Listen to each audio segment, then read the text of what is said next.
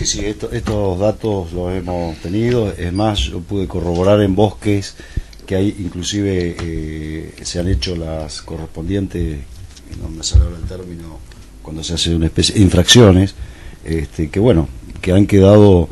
Lo que yo quisiera decir, hoy decía el intendente, dentro de la ley todo, fuera de la ley nada. Yo creo que es un eslogan, es un viejo pensamiento expresado, pero creo que sintetiza de alguna manera todo lo contrario que se ha hecho durante los últimos 5 o 10 años en nuestra región, y que esta es una de las pruebas y de los emergentes más claros, ¿no? Porque además, como ha tenido un impacto en una localidad cercana, y esa localidad se ha organizado y se ha quejado, se hace evidente. Pero yo soy presidente de la Comisión Investigadora de Tierras, y justamente lo que investigamos a lo largo y ancho de la provincia son cómo se han ido traspasando tierras de manos del Estado a manos de privado, tercerizando a precios viles. Para darte un ejemplo, 24.000 hectáreas de la meseta de Somoncura a 9 pesos con 60 la hectárea, en una movida de traspaso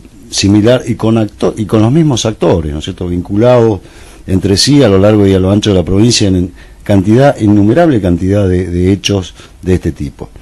Lo que ha habido es un Estado... Extranjeros en el medio. No solo extranjeros, especuladores inmobiliarios fundamentalmente. Después, si pasa a la mano de extranjeros o no, ahora que está tan de moda esto del tema de las valijas con plata hacia afuera y todo, inclusive hay una denuncia hecha por el legislador Bardegia en otro de los casos donde, por ejemplo, hubo un movimiento de 1 millón de pesos que se depositó, que esto está en la justicia, lo tiene el juez Reus y lo tiene... La causa Catino, o ese es otro. Exacto. Bien. Luego esos fondos que estaban en Uruguay pasaron en el mismo día a una cuenta en Estados Unidos, bueno, y todo esto que también la justicia es lenta, ¿no es cierto?, a la hora de... Por eso toda esta cuestión que se viene discutiendo, si hubiese habido un fallo rápido en una denuncia que data del 2011 respecto a qué pasó con la venta de tierra a manos de las tierras que eran de Cipriano Soria a su hija, y luego el traspaso y medio la marcha atrás para asociarse con los actuales emprendedores de allí del Cerro. Bueno, es toda una maraña, difícil a veces de desentrañar y de entender, pero que lo que sí denota claramente que no es algo transparente, esto es seguro. No es transparente seguro, y tiene poco que ver. Recién él mencionaba, Jorge mencionaba el tema de qué necesidad hay de hacer semejante desarrollo inmobiliario para hacer funcionar un cerro. Lo que además, y esto también es un dato que me parece que tiene que tener en cuenta los habitantes de Bolsón, de instalar un pueblo prácticamente allí en el cerro, en la base del cerro, lo que va a hacer es aislar el producto económico que se produce allí en el cerro, que no va a derramar absolutamente nada en Bolsón. En una cuenta rápida, me acuerdo el año pasado, en una reunión de estas tantas reuniones que se han hecho con la gente de Ladera, la provincia, el municipio y otros actores, decían que el funcionamiento del cerro el año pasado había costado alrededor de 1 millón de pesos el costo de funcionamiento, según esto dicho por la gente de Laderas, y que había derramado en el pueblo de Bolsón alrededor de 12 millones. O sea, lo que significa que es un recurso económico indiscutible, pero en la medida que esté vinculado con la economía de Bolsón. Si lo aislamos, lo acotamos nada más que a un lugar específico como es el cerro, todo eso va a quedar en manos de unos pocos, ¿no? Esto es más que claro.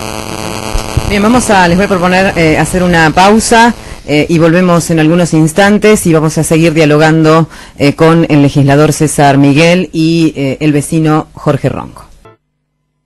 Bueno, vamos a continuar dialogando luego de los últimos hechos. En realidad, si tenemos que hablar de los hechos, tenemos que hablar del comienzo de todo esto. Algo mencionaba recién Ronco con las diferentes denuncias que se han realizado y que están en la justicia contra la empresa puntualmente y algunos de sus integrantes.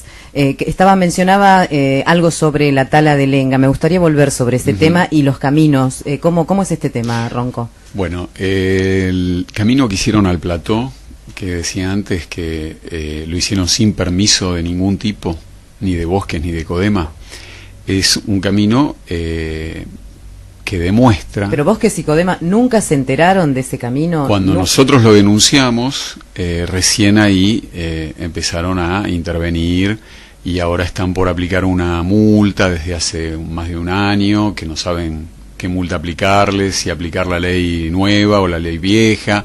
O sea, está parado en la asesoría legal de el Codema. De la Secretaría de Medio Ambiente, exactamente. Bien. Yo lo que quería referenciar con esto es que cuando ayer Calviño decía que no puede hacer nada la empresa, bueno, ha demostrado que sí puede. En realidad no debe, pero sí puede, porque ha hecho ese camino, ha hecho las trazas para la urbanización. Esas trazas las hizo antes de la licitación. Y ha hecho este camino que conectaría con Bariloche, también de esa manera. Entonces, si ellos quieren instalar un POMA, por ejemplo, o quieren subir el Tíbar, llevarlo más arriba, o alguna cosa así, en realidad, si hubieran procedido de la misma forma que procedieron con esto, lo hubieran hecho. Pero la medida de no innovar los alcanzaba, era lo que... La medida de no innovar tenía que ver exclusivamente con la urbanización, porque lo que nosotros denunciamos en el Mandamus era que no habían hecho la audiencia pública, que no habían pedido ningún tipo de dictamen a organismos nacionales, provinciales o municipales intervinientes en el tema medioambiental, y además que la resolución 559 que aprobó Oscar Echeverría antes de dejar el gobierno era una resolución ilegal, ilegítima, porque en el estudio de impacto ambiental que hizo Sergio Plunkett y después corrigió un poco BEA Ambiental, el geólogo Veros. Sergio Plunkett es el que le hace los estudios de impacto ambiental también a Lago Escondido. Justamente en la misma época hace el estudio de impacto ambiental para la central hidroeléctrica Lago Escondido, en la cual se había asociado Lewis con Minlin, el de Pampa y Energía, que casualmente se quedó con 20.000 hectáreas que están en la causa de Acatino. ¿Se entiende? Sí, sí. Bueno, también a 30 pesos la hectárea, 20.000 hectáreas con las nacientes del río Chubut, con bosques, con montañas adentro.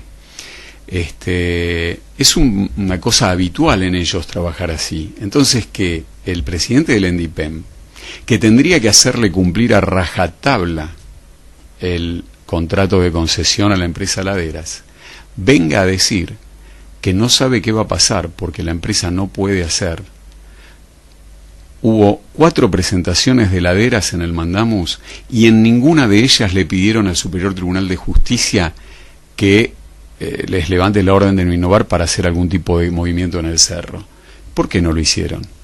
Pues simplemente porque no correspondía, porque la orden de no innovar lo que paró es toda la tramitación del loteo.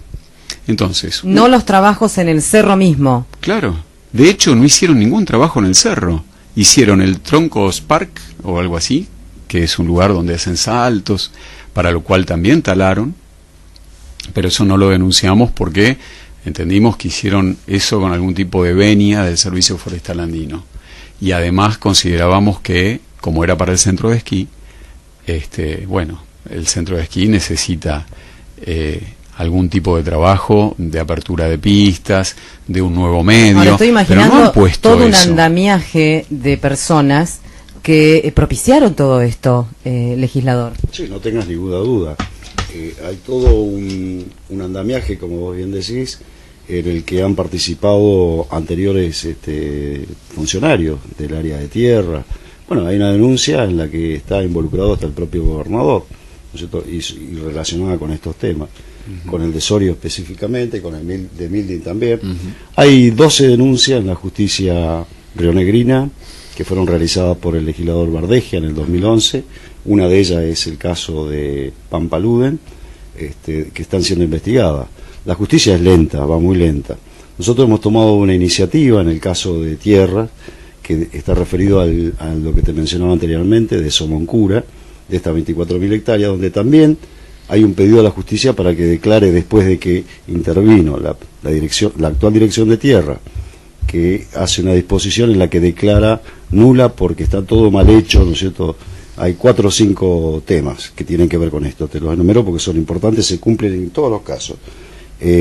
Primero que el precio, que es irrisorio, 9 pesos la hectárea. En el caso de acá, ¿cuánto fue? 60. Sí, 59 pesos. 51. ¿De quién a quién la venta, en este caso? Del Estado a Soria. Bien. Y luego Soria transfiere, y con que no podía hacerlo porque hay que esperar 5 años. ¿Cualquier persona que compre o que tenga esta cesión por parte del Estado tiene que esperar ese tiempo o es Todos, excepcional? Absolutamente todos. Bien. Eso lo establece la ley 279, que es la ley de tierra. Hay que esperar eso.